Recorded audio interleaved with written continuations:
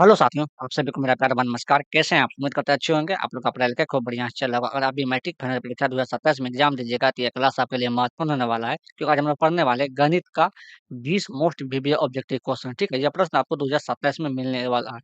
तो क्लास को लास्ट तक जो देखिए, क्लास में है तो क्लास को लाइक कर लीजिए, अपने दोस्तों को भी शेयर कर दीजिए, चैनल को जो सब्सक्राइब कर लीजिए। ये कक्षा 10 के लिए है और इंपॉर्टेंट क्वेश्चन है, आप तो लास्ट तक जरूर देखिएगा प्रश्न को। ठीक है, देखते हैं आज का पहला प्रश्न और आप लोग भी साथ में आंसर दीजिएगा। ठीक है, आज का पहला प्रश्न है आपका यहाँ पे कि 96 के अभाज्य गुणनखंड क्या होगा? 96 के जो है अभाज्य गुणनखंड क्या होगा? यह हमको ज्ञात करना है, ठीक है? तो 96 क्या करेंगे हम लोग अभाज्य गुणनखंड निकालेंगे। तो इसका सबसे पहले क्या करेंगे फैक्टोरियल तोड़ेंगे। तो दोष लगाएँगे 96 में कितना हो जाएगा आपके यहाँ पे 48 होगा। अगर फिर दोष लगेंगे कितना हो जाएगा आपके यहाँ पे 24 हो जाएगा। फिर अगर दोष लगेंगे यहाँ पे कितना होगा आपके यहाँ पे 12 हो जाएगा। अगर फिर दोष लगेंगे कितना होगा आपके यहाँ पे 6 हो जाएगा। अगर फिर दोष लगेंगे कितना हो जाएगा आपके यहाँ पे 3 हो जाएगा। फिर 3 से लगेंगे कितना होगा आपके यहाँ पे 1 हो जाएगा, ठीक है? 96 बराबर क्या लिखेंगे तब? 96 बराबर लिख सकते हैं 2 कितना बार है 1, 2, 3, 4, 5 बार।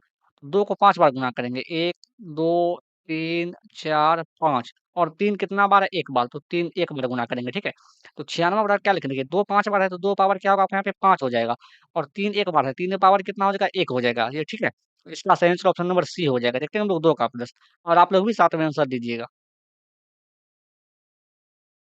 देखिए, आपके यहाँ पे 2 का प्रश्न है कि यदि a बराबर 2 पर पावर 3 गुना 5 और b बराबर b 2 पर पावर 4 गुना 5 गुना 7 तब LC loss of A B का लॉस क्या होगा? जो ए बी का मान दिया हुआ है, ठीक है? देखिए ए का मान दिया हुआ है आपके यहाँ पे 2 पावर 3 दिया हुआ है, गुना कितना दिया हुआ है आपके यहाँ पे 3 दिया हुआ है और 5 दिया हुआ गुना 5 दिया हुआ है, ठीक है? और बी का मान कितना है आपके यहाँ पे 2 पावर 4 दिया हुआ है, गुना कितना दिया हुआ है 5 दिया हुआ है और 7 दिया हुआ है। तो हमको लॉसन निकालना है, एलसीएम निकालना है। एलसीएम कितना किसका निकालना है? ए बी का। ए बी का क्या निकालना है हमको? एलसीएम निकालना है। यहाँ देखिए 2 पर पावर 3 है, यहाँ पे 2 पर पावर कितना दिया हुआ है 4, यहाँ पे 2 पावर 3 है। देखिए, अगर आधार सेम है, एलसीएम में क्या करेंगे अगर बेस समान देगा तो अधिकतम पावर वाला लेंगे। जैसे यहाँ पे 2 है, यहाँ पे भी 2 है, लेकिन अधिकतम पावर वाला लेना है तो 2 पावर 3 बड़ा है कि 2 पावर 4 बड़ा है? तो 2 पावर 4 बड़ा है, तो 2 पावर 4 लेंगे एलसीएम में, ठीक है? गुण। अब देखिए, यदि दोनों 5 में 5 दोनों में है तो 2 को 5 में से 1 को 5 क्या करेंगे यहाँ ले लेंगे। दोनों में कॉमन 1 को ले लेंगे और 3 और 7 बच गया, तो 3 लिखेंगे और गुना 7। देखिए 2 का पावर 4 का मतलब क्या हुआ कि 2 को 4 बार गुणा करेंगे। 2 पावर 4 का मतलब हुआ 2 को 4 बार गुणा करेंगे, ठीक है? 2 को 4 बार गुणा करेंगे तो इसका मतलब क्या हो गया 16, 2 पावर 4 का मतलब हुआ 16, 2 तो इसको क्या लिखेंगे 16 लिखेंगे। गुना 5 हो जाएगा, गुना कितना होगा आपके यहाँ पे 3 गुना 7 हो जाएगा। देखिए 16 पंचे कितना हो गया 80, 80 गुना 7 गुना 3 करेंगे कितना होगा आपके यहाँ पे 21 हो जाएगा और 21 को 80 से गुना करेंगे तो 0 हो जाएगा, 8 का 8 8 गुना 16 हो जाएगा। तो 16 से 80 इसका आंसर हो जाएगा। 2 का सही आंसर ऑप्शन नंबर आपके यहाँ पे बी हो जाएगा। देखते हैं हम लोग 3 का प्रश्न और आप लोग भी साथ में आंसर देते जाइए, क्लास को लाइक करते रहिए, दोस्तों को भी शेयर भी कर दीजिए। ठीक है? देखिए 3 का प्रश्न है कि निम्नलिखित में से कौन यौगिक संख्या लिखा रहा है या भाज्य संख्या लिखा रहा है, एक ही बात होता है, ठीक है? भाज्य संख्या या यौगिक संख्या क्या होता है? एक ही बात होता है। देखिए भाज्य संख्या क्या होता है? वो ऐसी संख्या जिसमें एक और स्वयं के अलावा किसी भी और संख्या से भाग लग जाए, उसे क्या कहते हैं? भाज्य संख्या कहते हैं, ठीक है? जैसे यहाँ पे 21 देखिए, 21 में 1 से लगेगा भागा, 3 से लगेगा, 7 से लगेगा और 21 से भी लगेगा भागा। एक और स्वयं के अलावा किसी भी और संख्या से 3 और 7 से भी लग रहा है, यही क्या होगा आपके यहाँ पे भाज्य हो जाएगा, ठीक है? 3 का सही आंसर ऑप्शन नंबर क्या होगा आपके यहाँ पे? बी हो जाएगा। देखते हैं हम लोग 4 का प्रश्न। आप लोग भी 4 आंसर देते रहिए साथ में, ठीक है? ये 4 का प्रश्न है कि निम्नलिखित में से कौन-सी सबसे से छोटी प्राकृतिक संख्या है? सबसे छोटी प्राकृतिक संख्या पूछा गया, ठीक है? तो प्राकृतिक संख्या क्या होता है? गिनती की संख्या को प्राकृतिक संख्या कहते हैं और सबसे छोटी प्राकृतिक संख्या कितना होता है? 1 होता है। 4 का सही आंसर ऑप्शन नंबर सी हो जाएगा। देखते हैं हम लोग 5 का प्रश्न। यहाँ देखिए 5 का प्रश्न है आपका यहाँ पे, इम्पोर्टेंट क्वेश्चन है, आप लोग वीवीए लगा लीजिए, यह प्रश्न आपको 2027 में 100% आएगा। तो 4 का प्रश्न है कि 6x की पावर 4 वाई तथा 12x वाई का महत्तम समावर्तक है, मतलब एचसीएफ पूछा गया। क्या पूछा गया आपके यहाँ पे? एचसीएफ पूछा गया है। तो 6x की पावर क्या दिया हुआ है आपके यहाँ पे? 4 दिया हुआ है, वाई दिया हुआ है। तो देखिए इसको कैसे लिखेंगे? इसको पहले तोड़ना है। तो 6 को क्या लिखेंगे? 2 गुना 3 लिखेंगे, ठीक है? और x की पावर 4 है, तो x को 4 बार गुणा करेंगे। 1, 2, 3 और 4 बार और गुणा करेंगे y को, ठीक है? अब देखिए, अब क्या है 12x हुआ है, तो 12x हुआ है, तो 12 को क्या लिखेंगे? 2 गुना 3 तो 12 हो गया और x हुआ है, तो x गुना क्या लिखेंगे? y लिखेंगे। हमको एचसीएफ निकालना है। किसका क्या निकालना है हमको? एचसीएफ निकालना है, मॉसो निकालना है। देखिए, जो दोनों में कॉमन होता है, उसमें से एक ठो बाहर लेते हैं। यहाँ देखिए 2 दोनों में है, तो क्या करेंगे? एक ठो 2 कॉमन ले लेंगे। यहाँ देखिए अब 2 बचा है, 2 इसमें नहीं है। अब 3 देखिए दोनों में कॉमन है, तो 3 में से क्या करेंगे? एगो 3 बाहर ले लेंगे, ठीक है? एक ठो 3 ले लेंगे। देखिए दोनों में x है, तो एगो दोनों में x है तो x कॉमन ले लेंगे और दोनों में y है। यहाँ देखिए तो y क्या करेंगे? ले लेंगे हम। ठीक है? तो इसको गुना करेंगे 2 गुना 6 कितना हो जाएगा आपको यहाँ पे 6 x गुना y करेंगे तो क्या होगा आपको यहाँ पे 6xy हो जाएगा। तो इसका जो एचसीएफ है 6xy हो जाएगा, ठीक है? 5 का सही आंसर ऑप्शन नंबर डी हो जाएगा। देखते हैं हम लोग अगला प्रश्न 6 नंबर प्रश्न यहाँ देखिए। 6 का प्रश्न है आपके यहाँ पे कि 64 के वर्गमूल को 64 के घनमूल से भाग देने पर मान होगा। सबसे पहले यह बताइए कि 64 का वर्गमूल कितना होगा? तो 64 का वर्गमूल कितना हो जाएगा आपके यहाँ पे 8 हो जाएगा और 64 का घनमूल कितना होगा? तो 64 का जो है घनमूल कितना हो जाएगा? 64 का घनमूल कितना होगा आपके यहाँ पे 4 होगा। तो कह रहा है 64 के वर्गमूल में 64 का वर्गमूल 8 है, 64 के घनमूल से 64 का घनमूल कितना है 4 है, भाग देने पर क्या होगा? मान क्या होगा? तो 4 में कितना बार लगेगा? 4 दूनी 8, 2 बार में लगेगा इसका, ठीक है? तो इसका क्या होगा आपके यहाँ पे 2 बार में लगेगा, 2 इसका मान हो जाएगा। तो 6 का सही आंसर ऑप्शन नंबर बी हो जाएगा। देखते हैं हम लोग 7 का प्रश्न यहाँ देखिए। तो 7 का प्रश्न है आपके यहाँ पे ये 2 लगातार विषम संख्याओं का मोसो है। तो 2 लगातार विषम संख्या का मोसो मतलब एचसीएफ पूछा गया है। तो इसका 2 लगातार संख्याओं का मोसो कितना होता है? 1 होता है।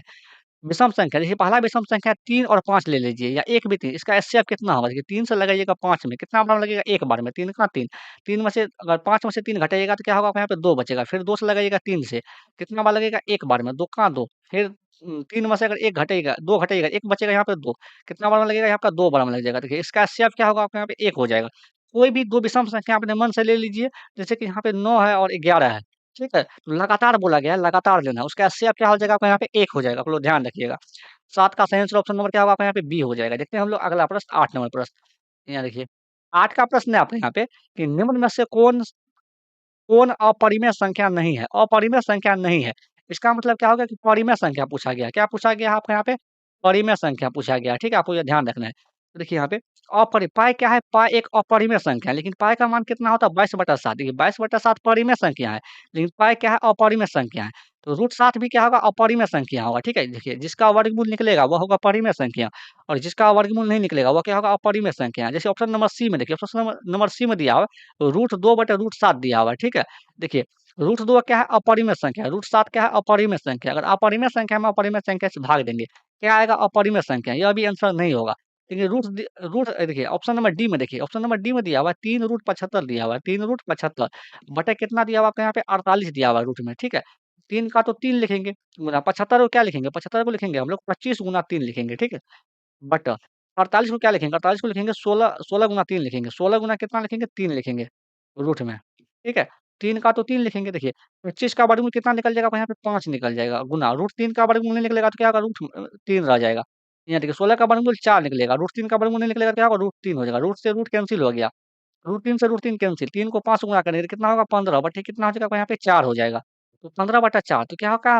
अपरिमेय संख्या नहीं है, इसका मतलब परिमेय, तो यही इसका आंसर हो जाएगा, ठीक है? तो इसका सॉल्व करेंगे तो कितना आएगा? 15/4 आ जाएगा। 8 का सही आंसर ऑप्शन नंबर डी हो जाएगा। देखते हैं हम लोग 9 का प्रश्न यहाँ देखिए।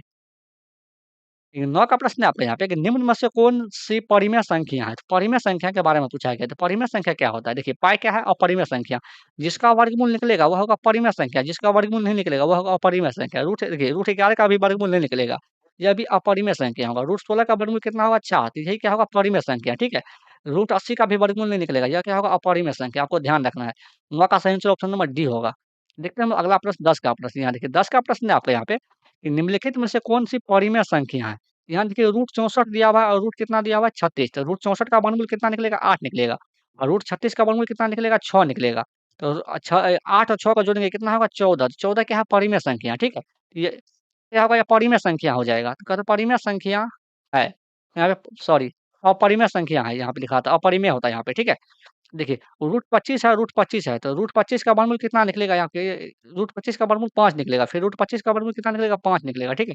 और 5-5 कितना हो जाएगा? 5-5 हो जाएगा आपका यहाँ पे 10, तो 10 क्या है? आपका परिमेय संख्या है, ठीक है? तो √49 है और √49 है, √49 का वर्गमूल क्या √49 का वर्गमूल कितना होगा? 7 हो जाएगा, फिर √49 का वर्गमूल कितना होगा? आपका यहाँ पे 7, 7-7 क्या होगा? आपका यहाँ पे 14 हो जाएगा। 14 भी क्या है? परिमेय संख्या, जैसे कि √36 का वर्गमूल कितना निकलेगा? 6, लेकिन √48 का वर्गमूल निकालिएगा तो √48 को क्या लिखिएगा आप लोग? √48 को लिखेंगे 16 गुना 3 लिखेंगे। 16 का वर्गमूल 4 निकल जाएगा और √3 का वर्गमूल नहीं निकलेगा तो क्या होगा? √3 हो जाएगा।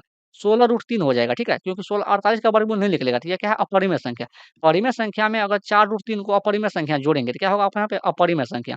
तो 10 का सही आंसर ऑप्शन नंबर डी होगा। यहाँ पे अपरिमेय संख्या पूछा गया था, यहाँ टाइपिंग मिस्टेक है, ठीक है? देखिए अगर आप यहाँ तक आ गए तो क्लास को लाइक कर लीजिए, अपने दोस्तों को भी शेयर कर दीजिए और चैनल को ज़रूर सब्सक्राइब करें आप लोग, ठीक है?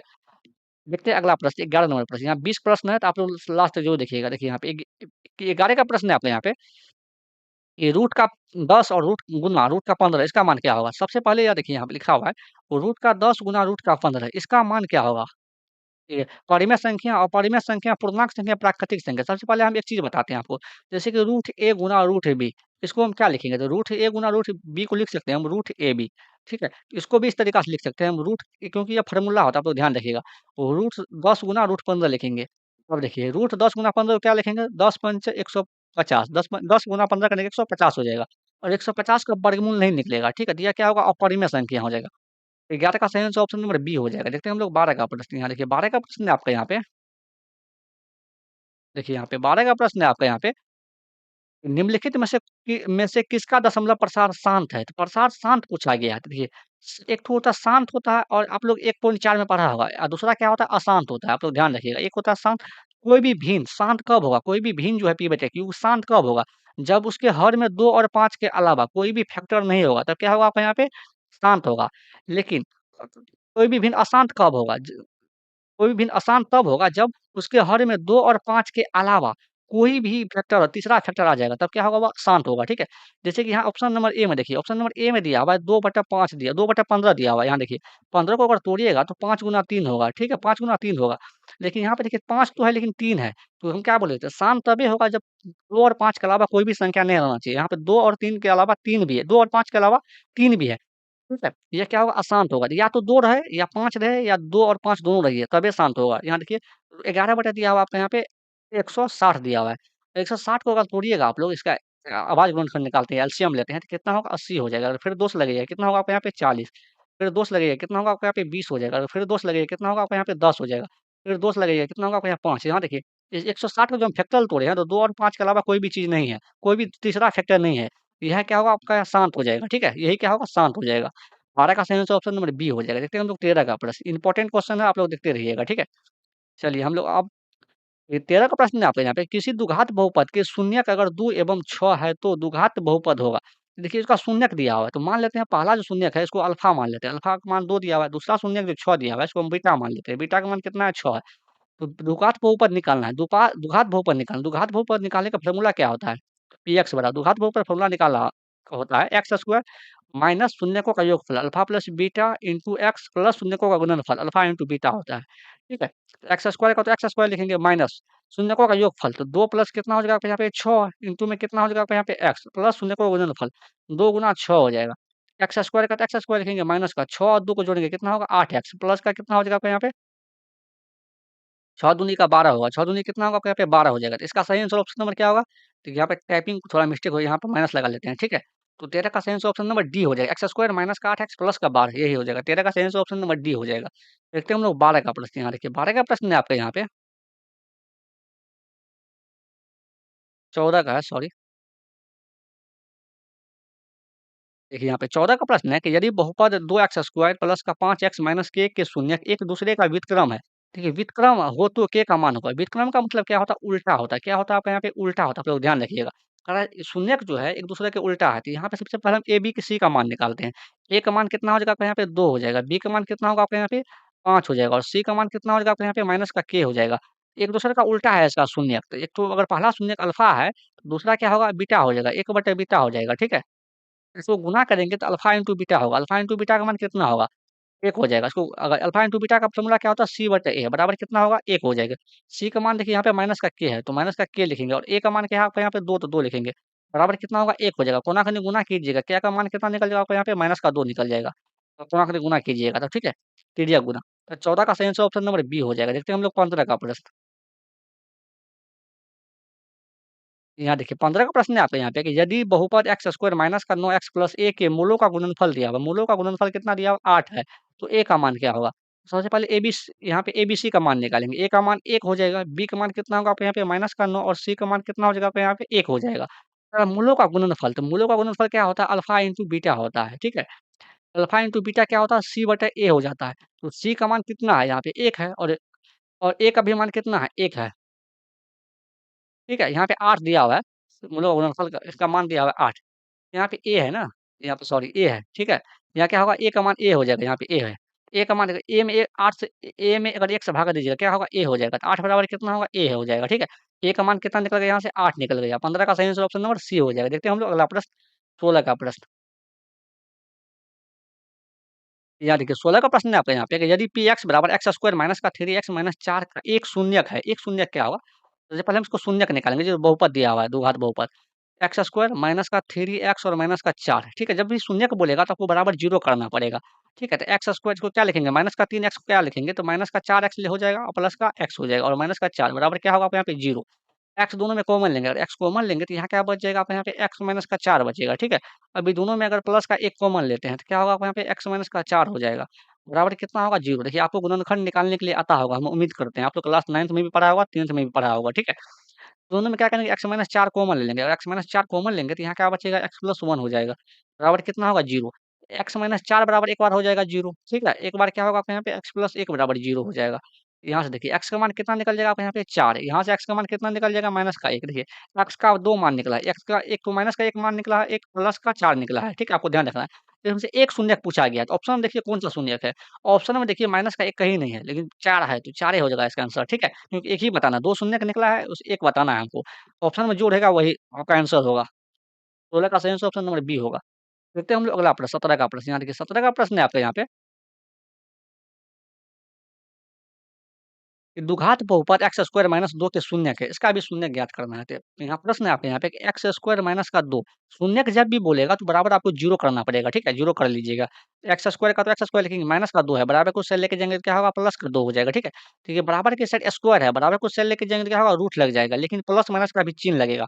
प्लस माइनस का चिन्ह क्यों लगेगा? क्योंकि ये द्विघात बहुपद है, इसलिए प्लस माइनस का चिन्ह लगेगा, ठीक है?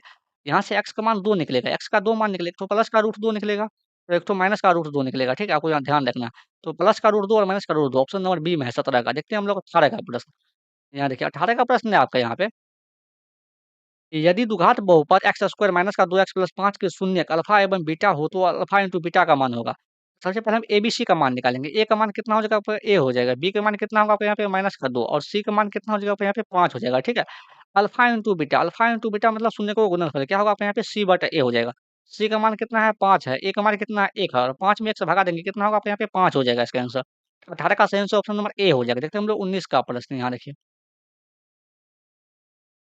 देखिए, 19 का प्रश्न है आपका यहाँ पे कि यदि अल्फ़ा बराबर बीटा बराबर 30 डिग्री हो तो कॉस अल्फ़ा प्लस बीटा का मान होगा। इसका मतलब क्या होगा? देखिए अल्फ़ा बराबर बीटा बराबर 30 डिग्री इसका मतलब क्या होगा कि अल्फ़ा का भी मान 30 डिग्री होगा और बीटा का भी मान 30 होगा, ठीक है? अल्फ़ा बराबर भी 30 डिग्री मान होगा इसका और बीटा भी बराबर कितना हो जाएगा आपके यहाँ पे 30 डिग्री होगा मान, ठीक है?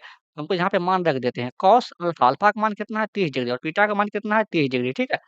बस तक दिए। कॉस क्या होगा? अल्फ़ा प्लस बीटा का मान कितना होगा आपके यहाँ पे 60 डिग्री और कॉस 60 का मान कितना होता है 1/2 हो जाता है। इसका सही आंसर ऑप्शन नंबर सी हो जाएगा 1/2। देखते हैं हम लोग 19 का प्रश्न। यहाँ देखिए 19 का प्रश्न है आपके यहाँ पे कि साइन 10 डिग्री बराबर साइन 10 का मान क्या होगा? देखिए साइन 10 डिग्री दिया हुआ है, इसका मान क्या होगा?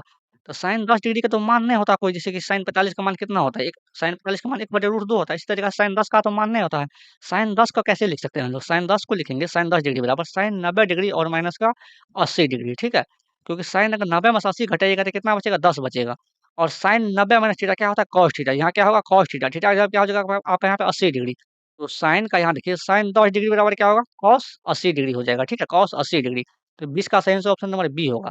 देखिए आज का अंतिम प्रश्न अगर आप यहाँ तक आ गए तो क्लास को लाइक कर लीजिए, अपने दोस्तों को भी शेयर कर दीजिए और चैनल को आप लोग ज़रूर सब्सक्राइब करें, ठीक है? आज के लिए इतना ही, मिलते हैं अगले क्लास में। Thank you.